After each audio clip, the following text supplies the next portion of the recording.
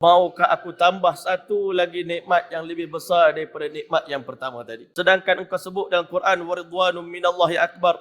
Redha Allah adalah merupakan nikmat yang terbesar, puncak daripada segala nikmat. Allah kata ada lagi di sisi kami satu lagi nikmat yang kami tak pernah berikan kepada kamu di dunia, wahai hamba-Ku.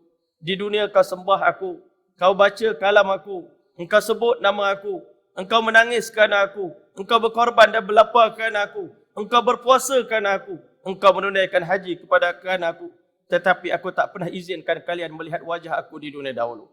Untuk itu, sebagai orang kata satu, orang kata anugerah yang teristimewa kepada kamu semua, pada hari ini, aku izinkan kamu semua melihat wajah aku. Itulah yang sebagaimana Nabi SAW sabdakan, innakum satarawna rabbakum yaumal qiyamah. Di hari kiamat nanti, Allah Ta'ala akan hiburkan kita semua, di mana kita semua akan tengok wajah Allah yang maha sempurna, yang tak pernah ada cacat cela, yang begitu indah, yang begitu cantik.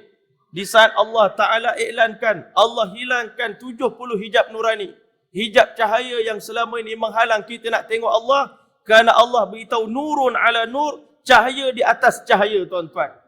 Yang menyebabkan kita hari ini nak tengok matahari pun tak nampak.